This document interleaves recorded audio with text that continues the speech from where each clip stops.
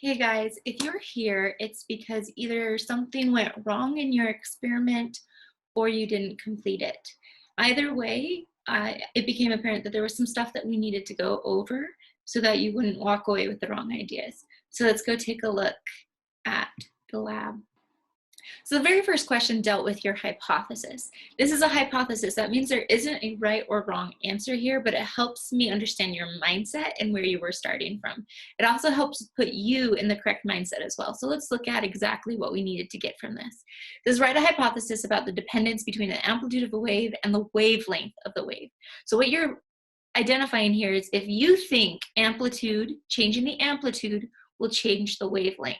That means, set it up right here, it's showing that amplitude is our independent variable and wavelength is our dependent variable. You are changing the amplitude and you're seeing how the wavelength changes as a result.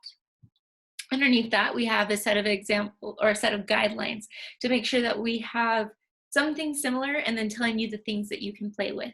So if we go over to the page, I had oscillate, no end, slow motion, rulers, timer, reference line.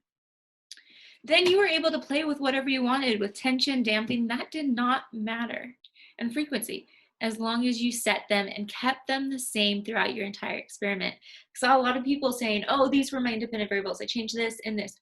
No, the only thing that you should have been changing from one to the next was the amplitude, because that's what you're testing. How does amplitude change wavelength? So I had you write down your tension, your damping to make sure that that did not change at all. The next question, after you filled out your tension and damping, was what two values did you select for your independent variable, also known as amplitude? You had to select two values for amplitude. It could be 0.75 and 1.25. It could be anything in there as long as it was two values, and that was the only thing you changed.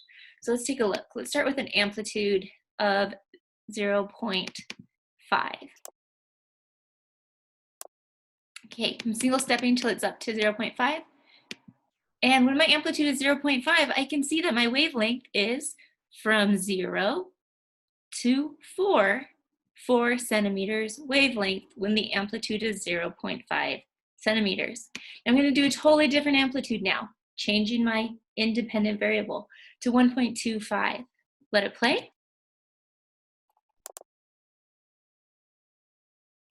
All right, single stepping until it's up at that 1.25. And as we look at that, we can see 0 at your first peak, and at your second peak, it is 4 centimeters still. That means even though we had two different amplitudes, the wavelength did not change. Amplitude does not affect wavelength.